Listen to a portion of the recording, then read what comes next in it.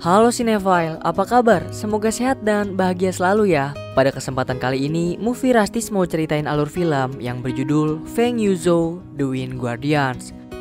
Ini adalah sebuah animasi kungfu Chinese yang pertama kali rilis pada 3 Agustus 2018 kemarin di bawah tanggung jawab studio Beijing Rosen Digital. Film ini pun mendapat rating 7,1 dari 10 versi IMDb. Bahkan 97% pengguna Google menyukai film ini. By the way, mana nih yang kemarin request, Bang Donghua dong ceritain? Nih udah kita bikinin. Wah, karena skor yang cukup tinggi dan banyak respon positif, udah kebayang kan akan seseru apa? So gak banyak basa-basi lagi deh, langsung aja yuk Movie Rastis ceritain.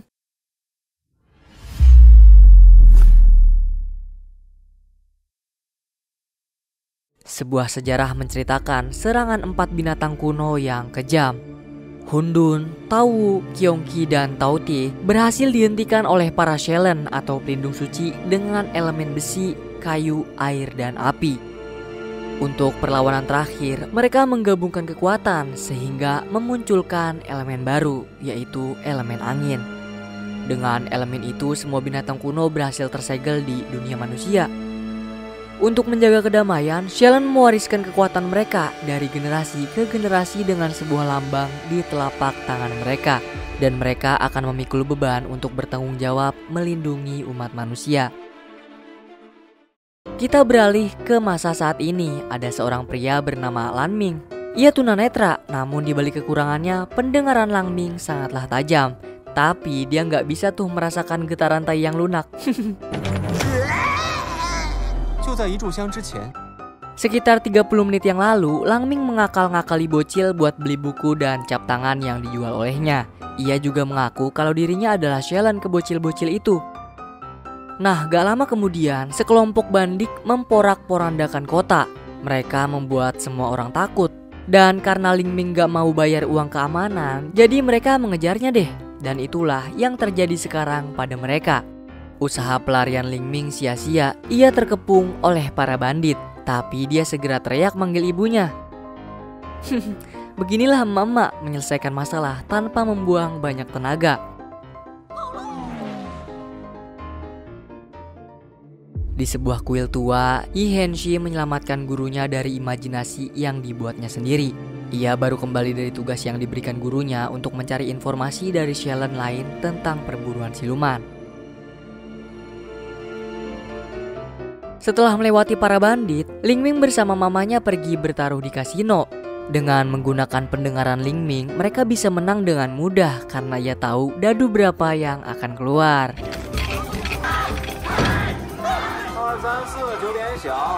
Meski si bandar udah curang, tapi tetap aja Lang Ming tahu angka dadu yang benar. Dan hal itu membuat mereka ditendang keluar dari kasino.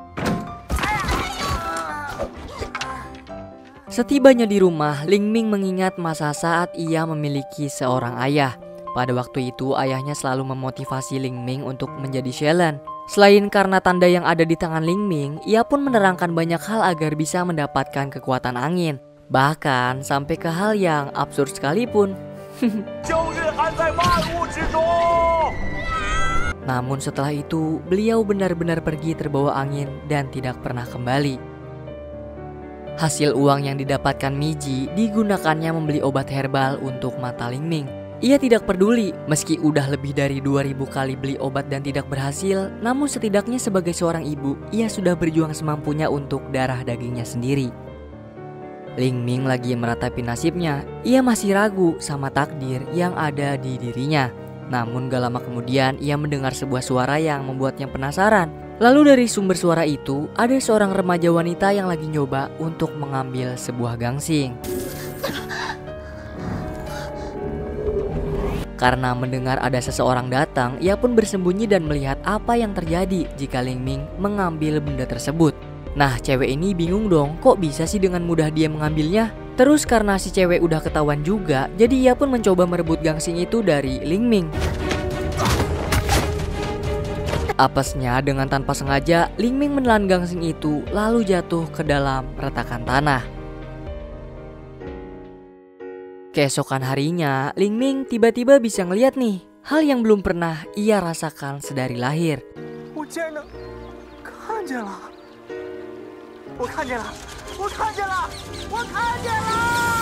Sejak ia menelan gangsing yang tadi, Ling Ming jadi bisa melihat. Kemudian dia pun ingin membawa kabar bahagia ini untuk dikasih tahu ke mamanya. Tapi baru aja nyampe depan kampungnya, Ling Ming udah ngerasa aneh. Kok ini sepi banget sepi ya? Biasanya kan rame. Di saat itulah Ling Ming bertemu dengan siluman. Tapi anehnya kondisi berbahaya malah membuat pikiran Ling Ming seperti merasakan ketenangan yang tak biasa. Dan beruntung ada 5 orang berani melawan siluman itu.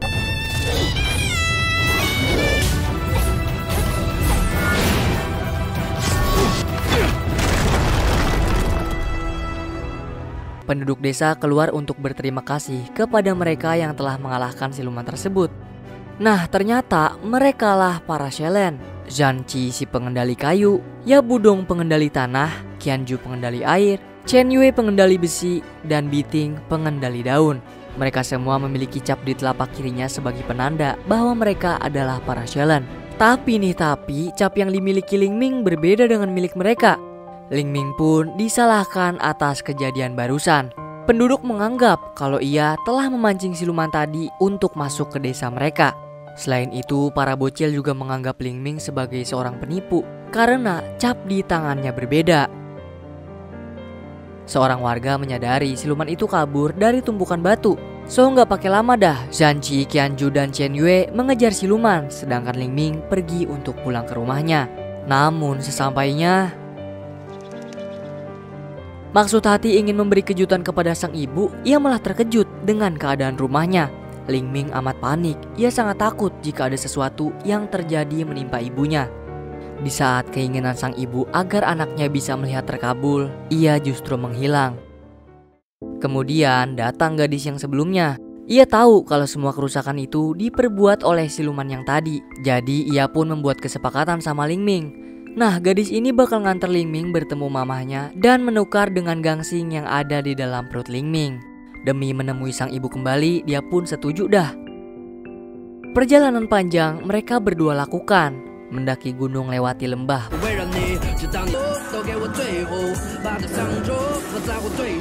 Sampai di tengah hutan pinggir sungai, si gadis diserang oleh Hiu Budong dan Biting.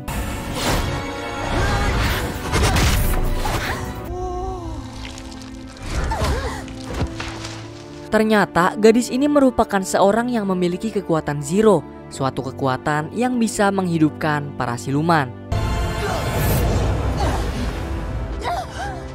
Si gadis berhasil membuat luka ke mereka berdua dengan satu pukulannya. Terus pas Ling Ming diminta untuk menangkap si gadis, ia lebih memilih menyelamatkannya karena cuma dia yang bisa membawa Ling Ming bertemu dengan mamanya. Namun mereka terjatuh ke dalam jurang. Di sini Ling Ming bingung, harusnya kan dia yang terluka pingsan karena posisi jatuhnya duluan. Lalu untuk menyadarkan si gadis itu, dia melakukan suatu hal yang tak terduga dah. Bener aja apa kata Yu Budong sama Biting tadi, kalau si gadis punya lambang melingkar di jidatnya, yang berarti ia memiliki kekuatan Zero. Kekuatan itu mengendalikan si gadis untuk menyerang Ling Ming, dan untuk menenangkannya, ia pun mencoba menceritakan kisah bahagia yang harusnya ia dapatkan sejak kecil. Namun cerita itu menjadi kebalikan dari kisah yang sesungguhnya yang Ling Ming rasakan sampai saat ini. Begitupun dengan si gadis, ia menceritakan dirinya yang benar-benar gak kenal sama dirinya sendiri, bahkan ia tidak ingat namanya. Oleh sebab itu Ling Ming pun memanggilnya dengan nama hantu kecil. Nah, posisi hantu kecil cuma disuruh buat dapetin gasing supaya bisa menjadi manusia normal lagi. Hantu kecil menuntun Ling Ming menelusuri goa yang membawa mereka sampai keluar. Nah, kebetulan di luar tuh para penduduk lagi melakukan ritual pesugihan untuk menghindar dari segala macam ancaman para siluman. Tapi gak lama kemudian,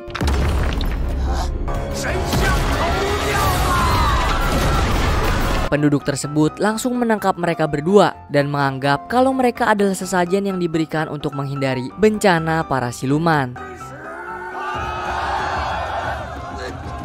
Saat ini Zanci bersama Qianju dan Chen Yue mengejar siluman yang kabur sampai ke sebuah tempat jauh di kaki gunung. Di sana mereka mendapat kabar dari Yo Budong dan Biting bahwa Ling Ming lagi sama orang yang punya kekuatan zero.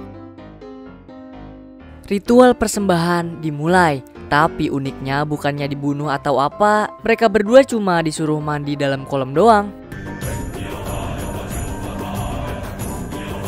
Setelah melakukan ritual tersebut, Ling Ming dan hantu kecil diberikan kamar kemudian diundang untuk makan bersama. Sebelum itu, hantu kecil melaporkan tugasnya akan membawa gasing yang ada di dalam perut Ling Ming ke markas untuk diberikan kepada Jiaye, gurunya. Gurunya hantu kecil sudah mempersiapkan segalanya untuk membuat kekuatan penuh membangkitkan binatang kuno. Wah, jadi ingat The Eye of Sauron di film Lord of the Ring dah kalau ngelihat mata kayak gini. Setelah pesta makan bersama para warga, Ling Ming pergi ke padang rumput bersama hantu kecil. Di situ hantu kecil melihat kincir angin yang selalu dibawa Ling Ming, dan sesaat masa kecil mereka terlihat. Nyatanya Ling Ming sudah bertemu dengan hantu kecil sedari mereka kanak-kanak, dan luka yang ada di tangan Ling Ming itu tercipta dari kesalahannya sendiri.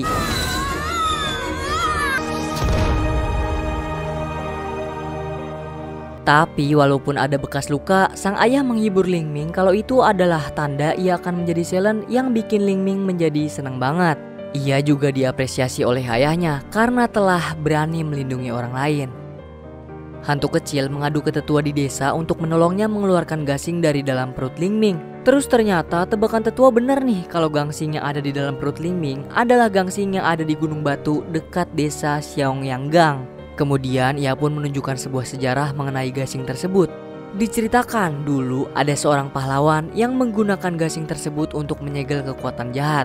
Namun sayangnya pahlawan itu tewas karena ketiban gangsing. Kemudian dari sejak itu, mendiang pahlawan dibuatkan sebuah patung sebagai tanda penghormatan dari para penduduk. Mendengar cerita dari tetua, Ling Ming semakin yakin nih kalau gangsing yang ada di dalam perut dia memang memiliki sebuah kekuatan. Buktinya setelah gangsing itu masuk ke dalam perut Ling Ming, dia langsung bisa ngeliat. Kemudian Ling Ming memutuskan untuk memberikan gasing kepada hantu kecil agar ia mendapatkan kembali kehidupan normalnya, meskipun Ling Ming harus kehilangan penglihatannya lagi. Dia nggak masalah. Di hari berikutnya, para warga bergotong royong membangun sebuah sumur angker. Hari demi hari yang dijalani Ling Ming bersama hantu kecil di desa itu membuat mereka semakin menjadi dekat. Dan perut Ling Ming menjadi semakin besar karena usus pencernaannya mampet ke ganjil gangsing. Jadi kelihatan kayak lagi bunting ya si Ling Ming nih. Terus hantu kecil jadi ayahnya anjir. Setelah berputar-putar menunggu, akhirnya Ling Ming mengalami kontraksi hebat dan langsung dilarikan ke toilet. Ia berhasil mengeluarkan semua yang ada di dalam perutnya termasuk gangsing. Ia juga memberikan gelang lonceng yang ia belikan khusus untuk si hantu kecil. Tiba-tiba terdengar sebuah suara ledakan berasal dari desa. Dengan segera mereka berdua menuju ke sana dan ternyata itu adalah ulah dari siluman yang sebelumnya menyerang desa Xiaoyanggang. Gak lama kemudian datang juga nih Jiaye yang udah nyuruh hantu kecil buat ngambil gangsingnya. Nah pada saat ini barulah hantu kecil mengakui segalanya, bahwa yang ia lakukan ini adalah untuk mengambil gasing lalu diberikan kepada Jiaye. Bahkan ia nggak tahu di mana keberadaan mamahnya Ling Ming. Dia udah ngebohong. Kemudian Ling Ming diserang, tapi salah satu siluman datang melawan siluman lainnya. Dia kayak ngelindungin gitu. Dan kedua siluman kemudian dihisap sama Jiaye. Sayangnya para Shellan datang di waktu yang terlambat. Rupanya Jiaye ini adalah sumber masalah yang telah membangkitkan para siluman menggunakan kekuatan Zero-nya. Dan ia juga pencetus dari kekuatan Zero. Tidak ada yang mengetahui kalau dia bisa hidup selama ini. Para Shellan yang mencoba menyerangnya kalah hanya dalam satu serangan. Mengetahui masalah menjadi semakin runyam, para Shellan melaporkan hal tersebut ke Jiu Gongling. Dari serangan tadi, lagi-lagi Ling Ming disalahkan oleh para penduduk yang mengungsi dari serangan siluman. Namun di sisi lain mereka pun bersyukur dengan sikap Ling Ming yang mencoba melindungi para penduduk. Karena sesungguhnya kita semua memiliki hal yang sangat penting untuk dilindungi. Seperti keluarga contohnya. Siapa sih yang gak mau melindungi orang tua, adik, ataupun kakak? Tidak ada pengecualian di antara mereka. Pun karena masa depan adalah sebuah tragedi yang tidak bisa diramalkan, kita harus bisa melanjutkannya dengan penuh semangat tanpa keraguan. Mendengar motivasi dari tetua membuat semangat Ling Ming menjadi semakin menggebu-gebu untuk menyelamatkan orang yang disayanginya. Asli dah, ketua dan warga desanya positif banget punya pemikiran. Ling Ming menutup matanya untuk menguatkan indera pendengarannya. Di markas Jiaye, hantu kecil menagih janji untuk membuatnya kembali menjadi manusia normal lagi.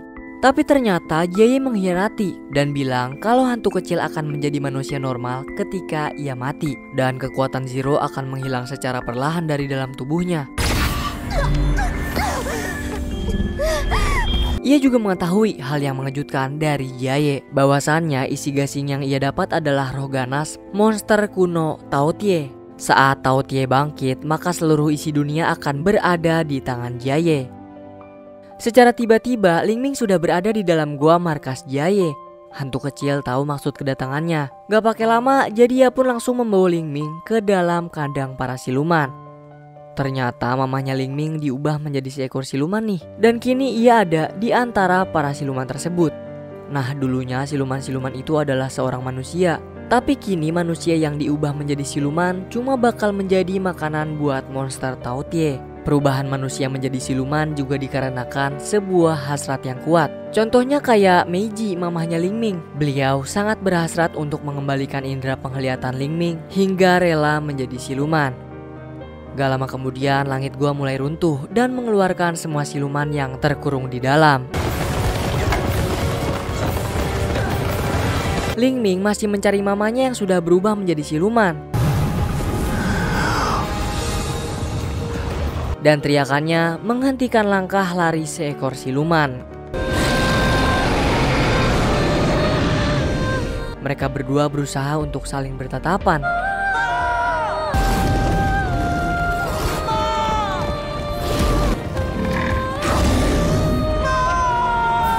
Namun sayang, sang ibu tak bisa diselamatkan. Hantu kecil menahan Ling Ming yang mencoba mengejar mamanya sampai ke dasar jurang. Sedangkan Jiaye menikmati pemandangan tragis barusan. Kemudian di belakang mereka datang para Shellen. Semua Shellen bersiap untuk melakukan pertarungan.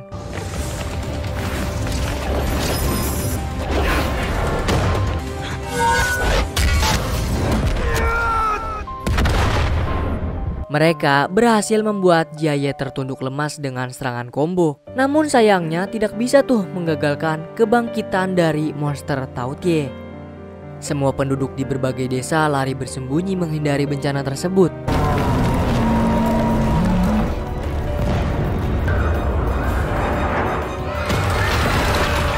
Para Shellen pergi ke desa terdekat untuk membantu para warga di sana. Sedangkan hantu kecil masih dalam kendali kekuatan Zero. Nah, ia dikendalikan untuk membunuh Ling Ming.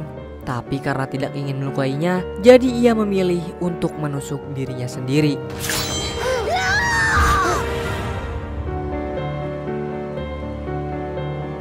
Hantu kecil sempat mengingat cerita bahagia yang diceritakan Ling Ming untuk menyadarkannya. Tapi itu semua sudah terlambat.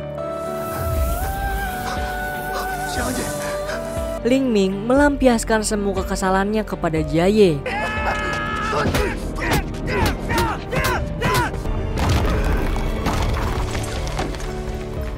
Ia juga mengembalikan kebutaannya dengan melukai matanya sendiri agar tidak punya hutang terhadap monster Tao Tie. Lalu ia pun terjun ke dalam jurang untuk mencari jawaban tentang kekuatan Shellen angin.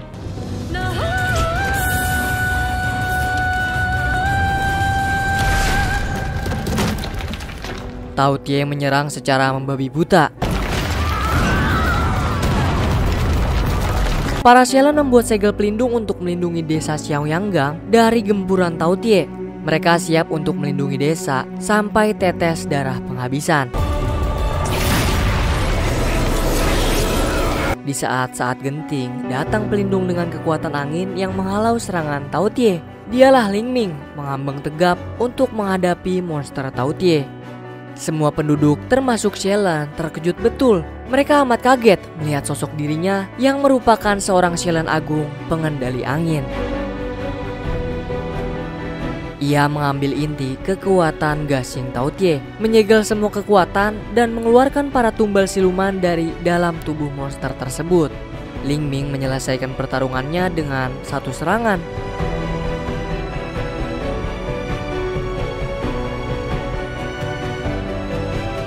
Beberapa waktu berlalu setelah kejadian itu, Ling Ming mengajarkan anak-anak tentang kekuatan angin. Dan semua siluman kembali menjadi manusia termasuk Meije. Sang ibu sungguh bersyukur tapi tetap menyayangkan karena anaknya tidak bisa melihat wajah sang ibu. Semua kehidupan kembali normal. Ling Ming pun merasa sangat bersyukur dengan keadaannya. Dan di desa yang sempat ia singgahi, patungnya dibetulin tuh. Ling Ming juga diajak pergi ke kuil Jigoling untuk menjadi seorang Shelan sejati. Tapi Ling Ming menolaknya. Ia lebih memilih untuk tinggal di tanah kelahirannya.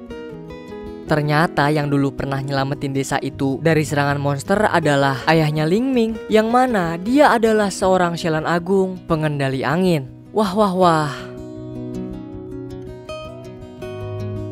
Selang waktu berlalu, Ling Ming mendengar keributan nih di tengah kota. Dan bisa kita lihat, hantu kecil hidup kembali. Namun sayangnya dia nggak mengingat siapa Ling Ming. Wah sayang banget ya. Kemudian film pun selesai.